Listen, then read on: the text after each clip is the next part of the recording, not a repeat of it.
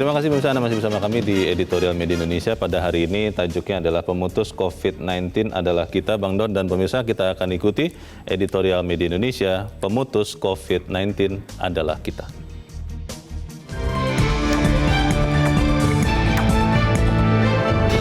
Pemutus COVID-19 adalah kita.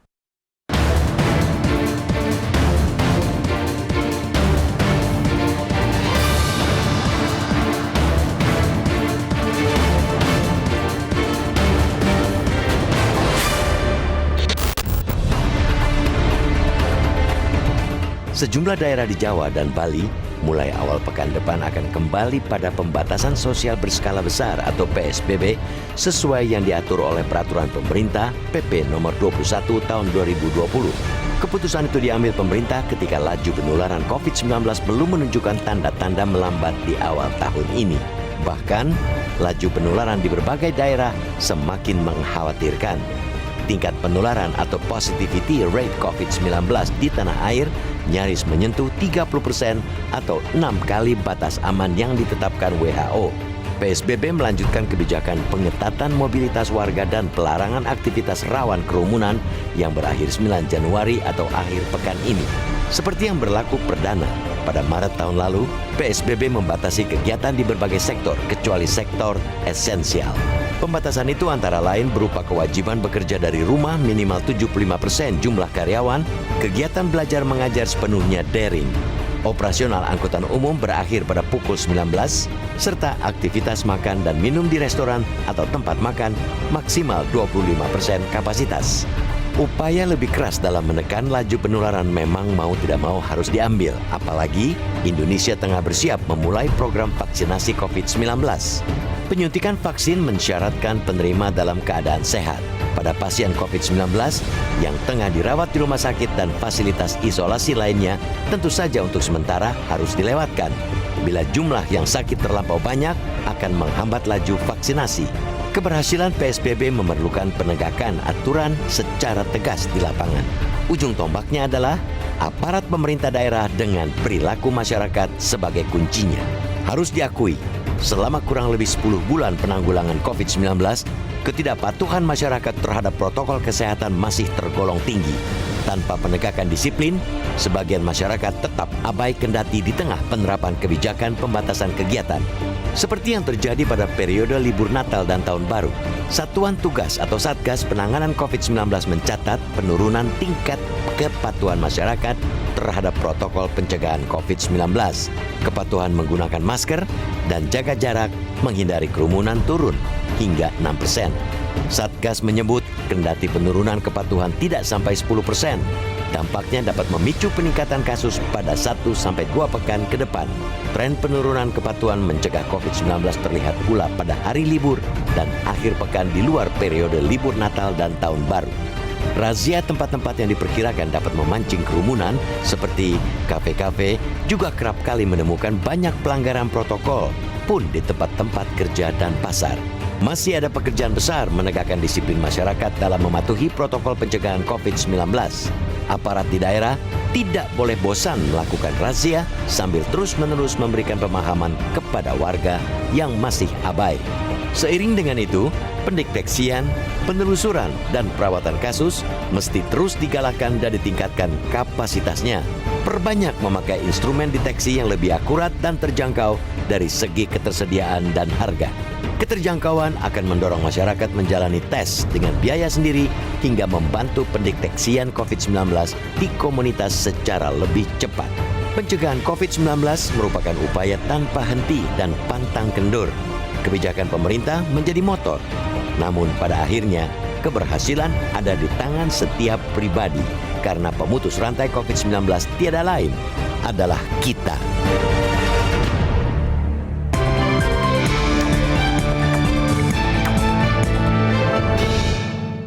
Pemutus COVID-19 adalah kita, Bang Don. Ya. Tadi malam saya mencari ICU di wilayah Tangerang untuk teman. Ya. Dan ICU rumah sakit seluruh Tangerang, kota, kabupaten, itu penuh, Bang. Ya. Dan saya tidak tahu apakah semua orang menyadari hal ini, tapi pertanyaan besarnya adalah apakah benar kita bisa jadi pemutus COVID-19? Bagaimana Bang Don? Ya pada akhirnya begitu. Ini bukan sekedar retorika sebetulnya. Virus ini sangat dekat dengan kita. Iya. Kalau tadi Leo menyebut 30% atau 29%, sekian tentang positivity rate-nya, Iya. itu berarti dia sangat dekat dengan siapapun. Dari 10, 3 bisa kena. Dari 100, 30 bisa kena. Dari 1000, tinggal dihitung gitu. Iya. Kalau sejuta, ada 300.000. Lalu apa yang membuat kita merasa diri dikecualikan dari penyakit seperti ini? Tidak ada pilihan. Pemerintah mengambil bagiannya dan kita itu mengambil bagian kita. Bagian kita itu ya disiplin. Menjalankan protokol kesehatan. Iya. Cuci tangan, jaga jarak, pakai masker. Lalu kemudian kalau memang tidak perlu ya tidak perlu kemana-mana gitu. Pengetatan PSBB yang kemarin diumumkan pemerintah Ya. pusat, Bang. Saya menyimak apa yang disampaikan Pak Erlangga Hartarto Betul. sebagai Ketua Komite KPCPEN, bahwa 11 sampai 25 Januari itu akan, saya tidak tahu apa namanya, PSBB lebih ketat atau apa. Tapi PSBB mikro namanya. pembatasan sosial berskala mikro ya. Betul. Harusnya sih lebih ketat gitu. Itu dia pertanyaannya, Bang, seberapa ketat atau seberapa serius kita semua melakukan itu, karena PSBB transisi diperpanjang, toh angka kasus nasional maupun Jakarta kita bicara itu naik terus, Bang. Ya Leo, jadi sebetulnya cermin peningkatan yang ada sekarang kan cermin disiplin kita beberapa waktu yang lalu sebetulnya. Iya.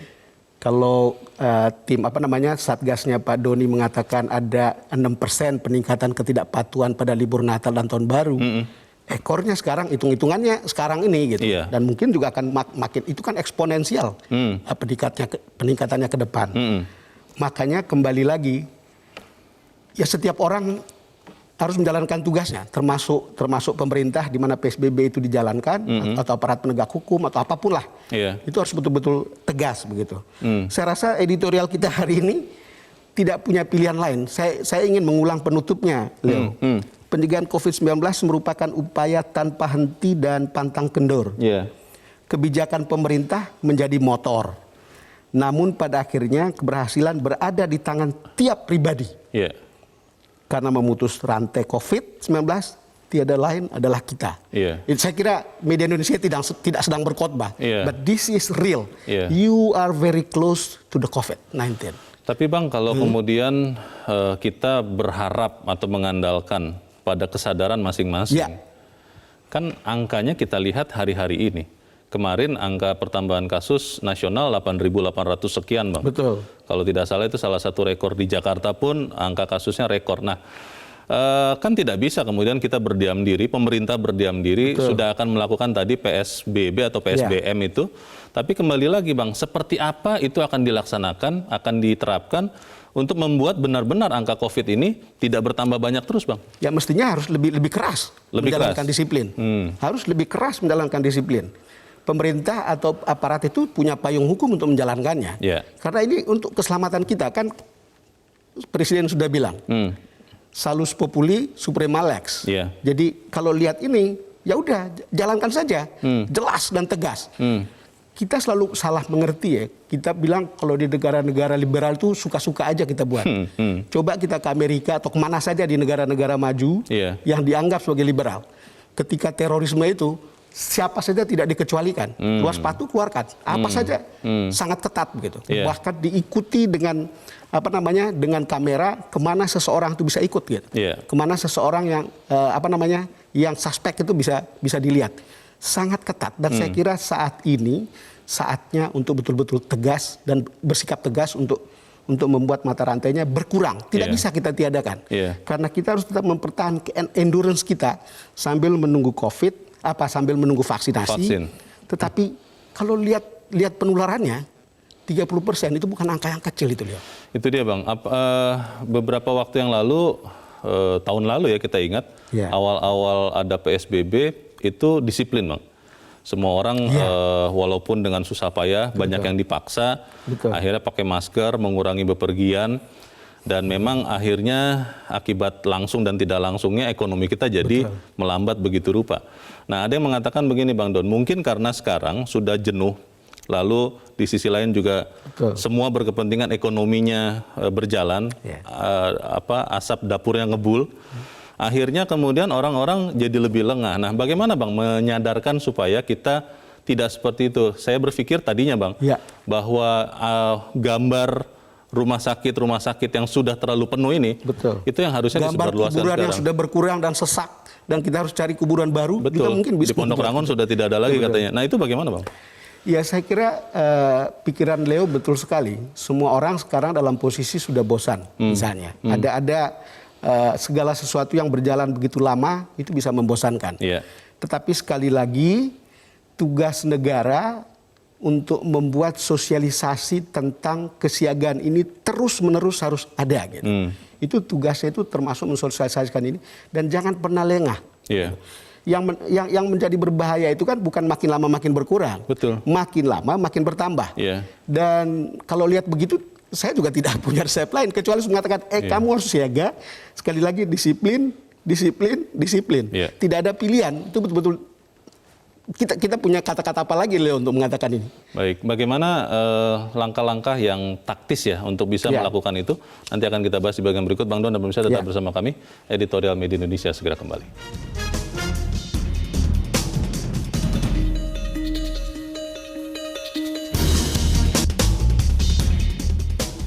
Terima kasih pemirsa, Anda masih bersama kami di Editorial Media Indonesia. Bang Don, kita coba bertanya juga Bang kepada seorang praktisi kesehatan masyarakat yang sudah tersambung lewat saluran telepon, Monika Nirmala. Bu Monika, selamat pagi. Selamat pagi Pak Leo.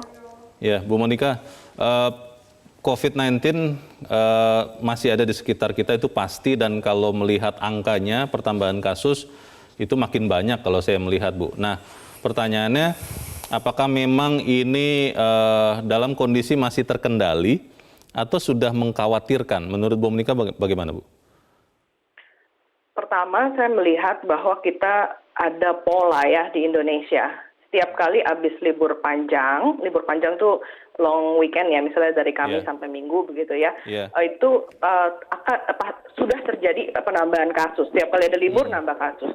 Nah, kemarin sebelum libur Natal dan Tahun Baru, posisi kasus kita itu sudah sangat tinggi. Kasus aktivitas sudah sangat tinggi karena dampak dari liburan akhir Oktober. Jadi ketika kemarin di pertengahan Desember kita masih berkutat dengan penanganan COVID akibat dari libur yang Oktober itu. Nah, kemudian di akhir tahun kita kena libur 2 kali gitu ya, libur Natal dan libur Tahun Baru gitu. Jadi kita sudah bisa memprediksi dan juga melihat sendiri begitu ya, bahwa kasus akan terus meningkat secara signifikan dan rumah sakit akan sangat penuh, dan saat ini sudah sangat penuh gitu ya.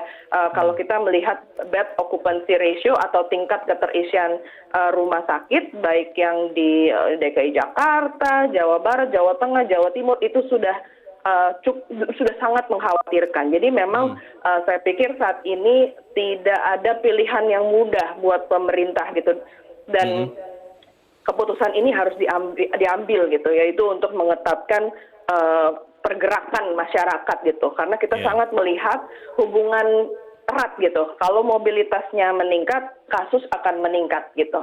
Walaupun kita lakukan PSBB transisi, Mas, PSBB transisi itu sebetulnya menurunkan mobilitas kurang lebih 20%. Tapi permasalahannya, kalau berkurangnya cuma segitu, itu tidak cukup untuk menurunkan kasus. Jadi kita sudah melakukan analisa begitu ya. Jadi memang harus lebih ketat untuk bisa menurunkan kasus. Mungkin itu saya di situ dulu. Bu Monika, pertanyaan masyarakat begini, kalau nanti diketatkan, itu bentuknya seperti apa? Apakah misalnya tempat makan sama sekali tidak bisa beroperasi, atau masih boleh beroperasi tapi tidak boleh makan di tempat, misalnya begitu? Apakah kantor-kantor juga harus kembali lebih banyak yang work from home daripada yang di kantor? Dan kemudian seberapa lama? Apakah sampai vaksinasi mulai berjalan atau seperti apa sebaiknya, Bu Monika? Ya, jadi kalau polanya kemarin yang diputuskan oleh pemerintah adalah bekerja dari rumah 75%. Jadi mayoritas orang yang bekerja di kantor begitu ya harus WFH begitu, 75%.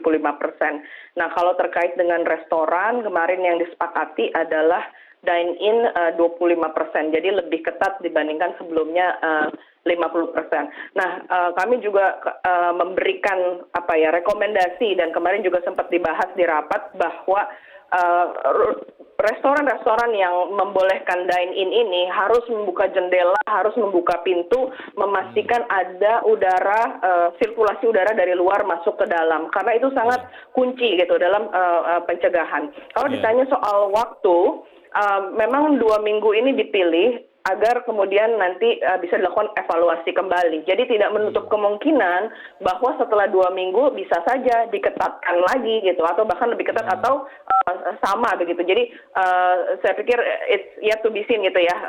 Jadi ini akan terus dievaluasi dari waktu ke waktu. Bu Monika, ada teman yang menyoroti begini, Bu. Mereka mengatakan bahwa tanpa bermaksud mendiskriminasi, tapi mereka melihat di lapangan bahwa di mal, di restoran yang mungkin konsumennya adalah kalangan masyarakat menengah atas, sebetulnya sudah relatif patuh, juga terdorong karena ketakutan dari masyarakat menengah atas. Tapi di tempat-tempat umum seperti misalnya pasar tradisional begitu, di pedagang kaki lima, itu sekarang banyak sekali yang sudah tidak pakai masker. Ini menurut teman-teman begitu. Nah, itulah yang harusnya lebih diperketat karena banyak kasus juga berasal dari situ. Menurut Bu Monika bagaimana, Bu? Kalau saya memandang setuju bahwa satu perlu ada pendisiplinan, dan ini oleh pemerintah dilakukan operasi perubahan perilaku atau operasi justisi gitu ya, yang dilakukan gabungan TNI, Polri, Satpol PP. Cuma saya melihat begini, itu tidak bisa terus-terusan begitu ya, karena kita nggak bisa mempolisikan orang terus-terusan. Sehingga yang kedua, saya pikir ini harus menjadi gerakan masyarakat. Artinya apa? Kalau misalnya ini konteksnya pasar tradisional gitu ya, saya membayangkan harusnya ada tekanan sosial atau peer pressure gitu. Kalau misalnya seseorang penjual tidak memakai masker dengan benar gitu, pembelinya harus berani menegur gitu. Dan begitu juga sebaliknya. Kalau misalnya pembeli datang nggak pakai masker dengan benar, penjualnya harus menegur, kamu nggak boleh masuk toko saya dan lain sebagainya gitu. Jadi ini memang harus menjadi gerakan masyarakat untuk saling mengingatkan. Karena tanpa itu kita nggak akan sanggup untuk mempolisikan setiap orang yang nggak pakai masker gitu. Walaupun tetap petugas juga tetap harus yang paling depan ya, Bu, mengingatkan itu, Bu. Karena kalau berharap sesama masyarakat, jangan-jangan nanti ada konflik horizontal, Bu Monika. Saya pikir tidak sejauh itu ya, sampai konflik horizontal ya, hanya karena masalah memakai masker ya. Jadi memang ini saatnya kita sebetulnya menjaga diri, menjaga sesama, menjaga negara. Caranya apa? Caranya kita harus saling mengingatkan gitu, 3M itu gitu. Jadi kita memang nggak bisa hanya berpikir diri sendiri, tapi bagaimana kita memikirkan kelompok gitu, komunitas. Harus mendorong kita sama-sama lakukan ini begitu. Baik, kita harapkan itu bisa dilaksanakan. Bu Monika Nirmala, terima kasih sudah menjelaskan kami pagi ini. Selamat pagi, Bu Monika. Pertanyaannya, Bang Don, apa iya bisa kita harapkan kesadaran kita masing-masing? Tapi kita harus jeda dulu, Bang Don, dan bisa tetap bersama kami. Editorial Media Indonesia segera kembali.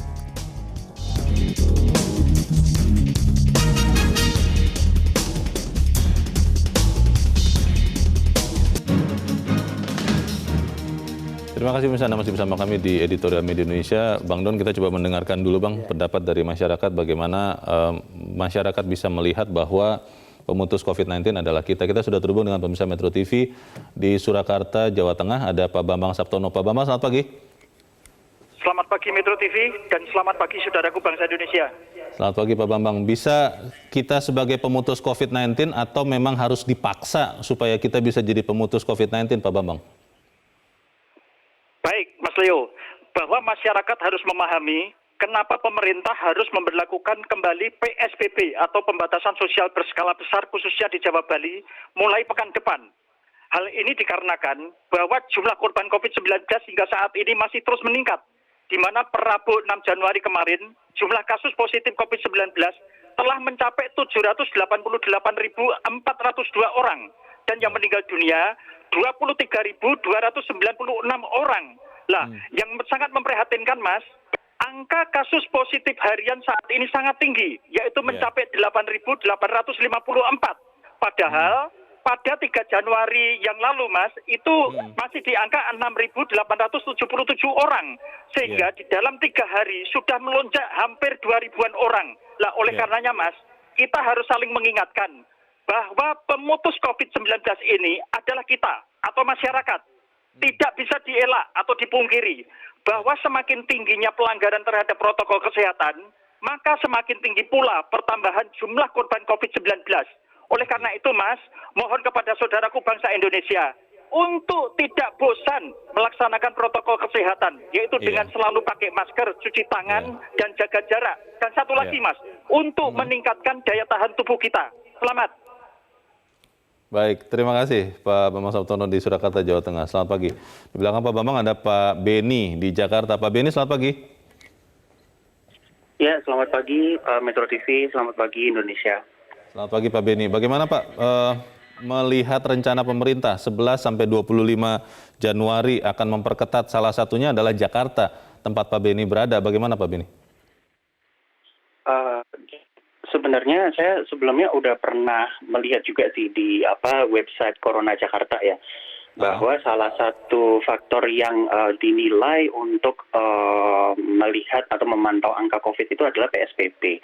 Nah, sebenarnya di sini saya melihat rada kurang pas, karena terkesan PSBB itu diadakan pun, tapi angka COVID-nya tetap naik. Nah, padahal ada faktor lain yang sebenarnya itu harus dipantau, yaitu tingkat kepatuhan masyarakat untuk melakukan 3M itu dengan benar.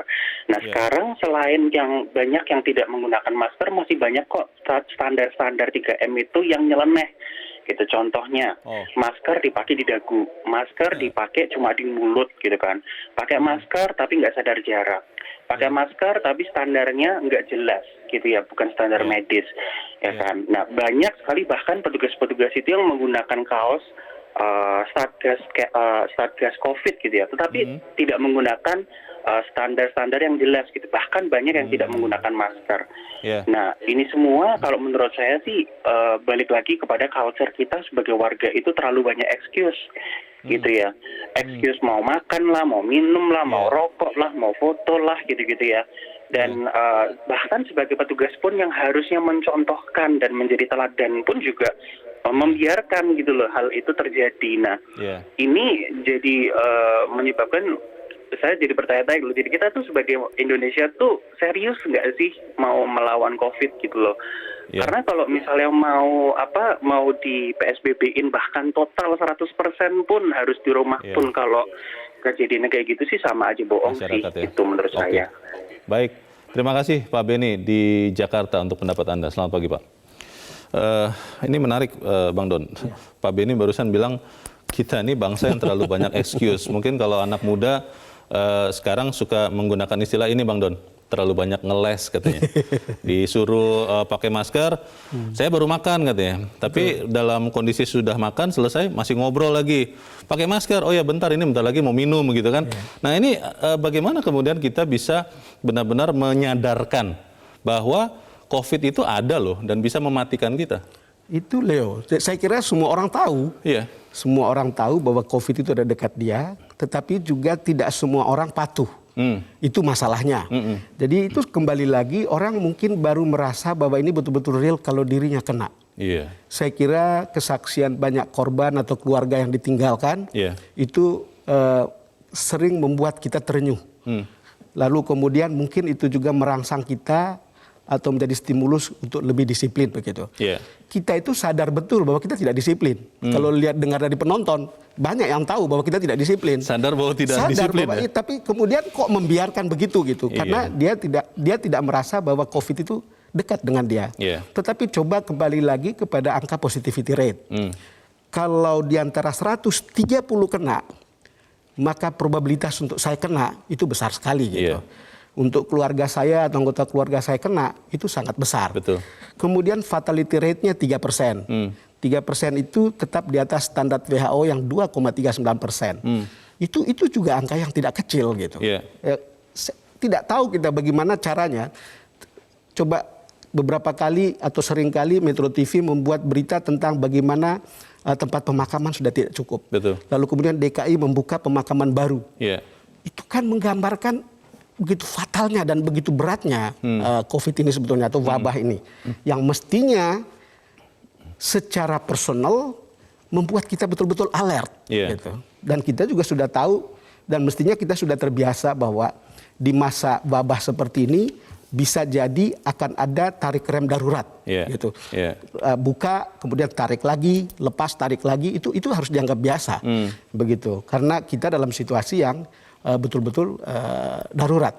Memang saya pernah dengar ya Pak Jokowi itu bicara tentang yang harus bisa ditekan itu adalah mortality rate-nya atau fatality rate-nya. Angka kematian. Artinya mungkin dibilang penularannya susah begitu, tetapi kalau bisa recovery rate kita itu makin tinggi gitu. Dan kita cukup baik di situ gitu.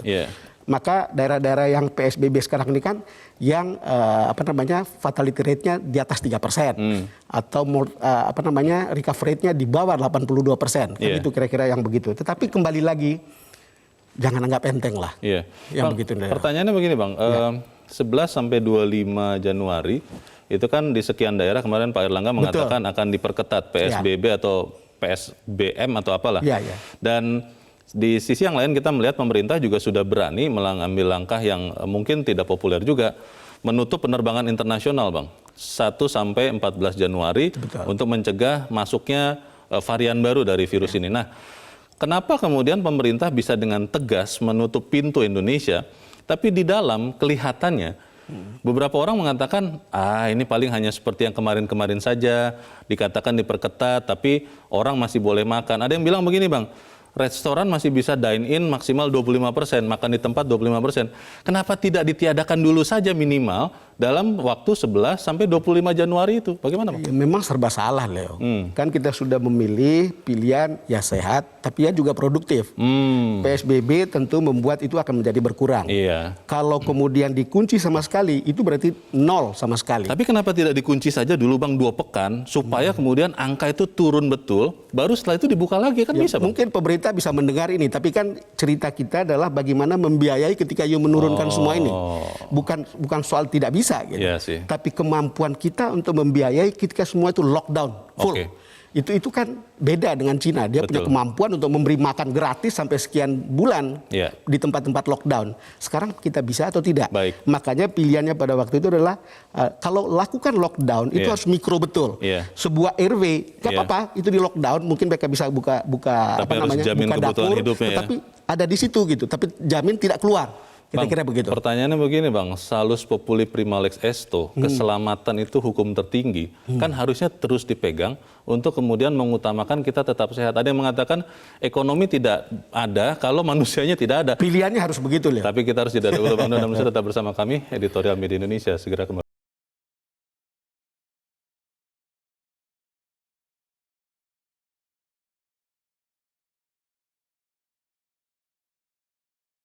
Terima kasih pemirsa, Anda masih bersama kami di Editorial Media Indonesia. Kita di bagian akhir dari diskusi ini, tapi kita masih mau dengarkan lagi Bang Don. Bagaimana pendapat pemirsa Metro TV? Kita sudah terhubung dengan pemirsa Metro TV di Toraja, Sulawesi Selatan, Pak Joni Tulak. Pak Joni, selamat pagi. Selamat pagi Pak Leo. Pak Dotmun. Selamat pagi Pak Joni. Bagaimana Pak pendapat Anda Pak? Singkat padat saja silakan. Saya ingin menyampaikan 2 pendapat, mohon maaf ya. Pertama, kita ini adalah pemutus COVID-19, berarti kita mula-mula adalah juga penyebar COVID-19. Itu berarti seluruh perilaku kita itu harusnya mengarah kepada memutuskan COVID-19 dan jangan menjadi penyebar COVID-19. Itu juga saya kira termasuk setiap keputusan yang diambil oleh pejabat negara harus mengarah kepada menutup peluang kita untuk menyebarkan COVID-19 dan membuka peluang sebesar-besarnya untuk menjadi pemutus COVID-19.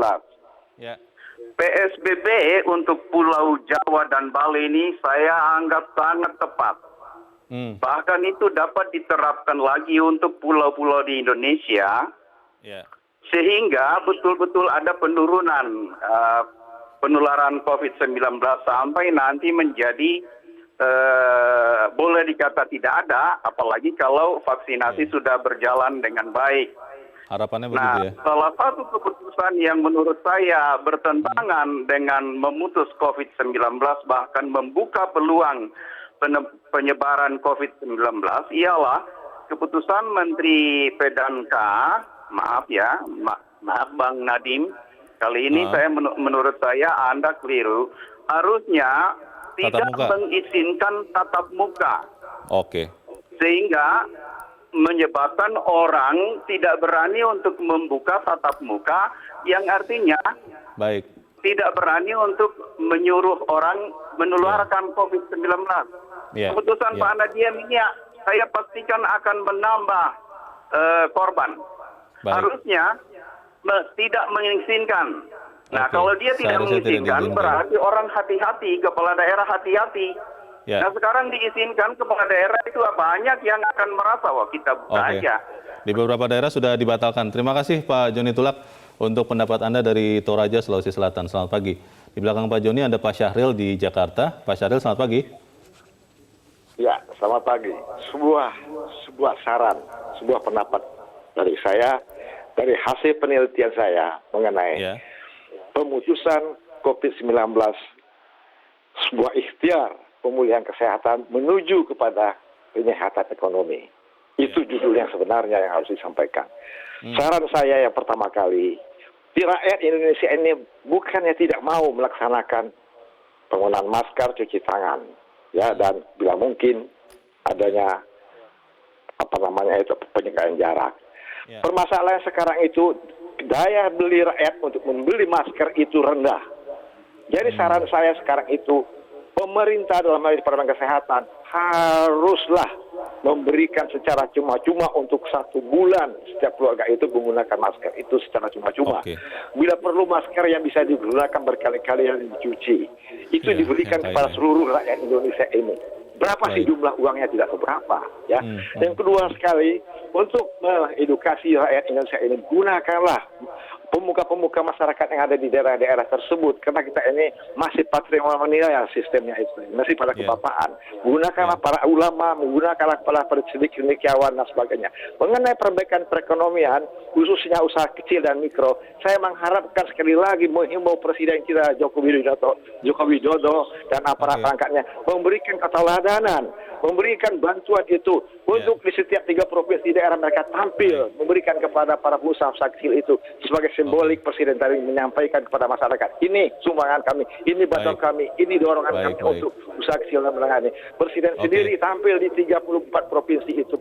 Saya mengharapkan sedemikian rupa. Terima kasih. Baik, terima kasih Pak Syahril di Jakarta untuk pendapat Anda. Selamat pagi.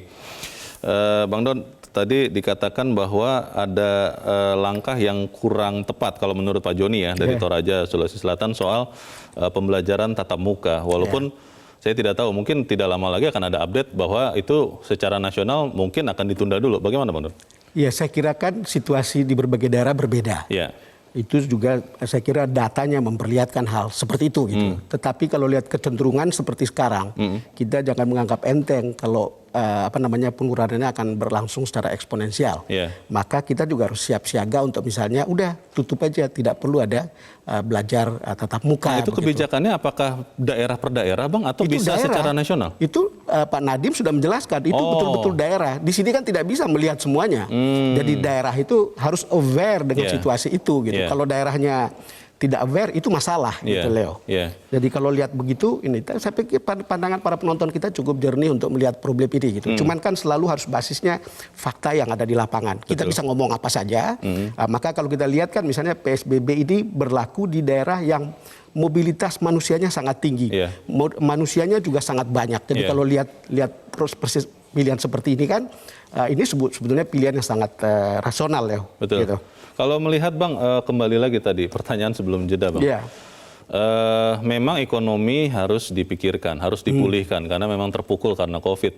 Tapi kalau dalam pemikiran saya, kita harus tetap sehat dulu, baru kemudian bisa memulihkan ekonominya. Apakah tidak bisa Bang, misalnya aturan-aturan yang tadi restoran dine-in maksimal 25% itu ditinjau ulang supaya kemudian ya katakanlah 14 hari 11 sampai 25 Januari kita memang benar-benar dalam tanda petik harus menderita secara ekonomi, tapi secara kesehatan selamat, Bang. Itu pilihan yang paling baik, Leo. Itu pilihan yang paling baik. Tetapi kan juga ada jawaban hipotetis untuk mengatakan misalnya, oke, kita tetap jalan nih, tapi you harus disiplin.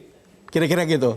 Kalau kita jalan tapi you disiplin, kita mungkin bisa mendapatkan dua-duanya. Kira-kira itu hipotetis juga. Tapi akan seperti apa begitu? Kita lihat, tetapi saya kira saya ingin mengulang lagi, Leo, kata editorial pada hari ini. Jadi pencegahan COVID-19 merupakan upaya tanpa henti dan pantang kendor. Kebijakan pemerintah menjadi motor. Namun pada akhirnya keberhasilan berada di tangan tiap pribadi karena pemutus rantai COVID-19 tiada lain adalah kita. Jadi kalau kita lihat dari tadi Leo mengatakan bagaimana caranya, pasti ini persoalan yuridis, harus bisa ditegakkan.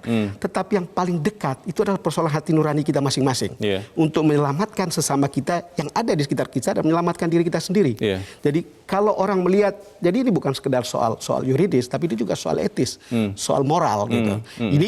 Ini mungkin juga sekedar pidato, tetapi menurut saya COVID itu betul-betul ada dekat kita, ada dekat saya, ada dekat Leo, ada dekat kita semua. Dan tidak ada pilihan. Kita harus menjaga diri kita masing-masing dengan baik. Karena kalau kita menjaga diri baik-baik, kita juga bisa menyelamatkan orang-orang di sekitar kita. Soal penegakan aturan, Bang, katakanlah pakai masker. Itu menurut sebagian orang sekarang sudah semakin lemah kepatuhannya. Apakah nanti di tanggal 11 sampai 25 Januari di sekian daerah yang ditetapkan akan diperketat PSBB-nya, itu business as usual?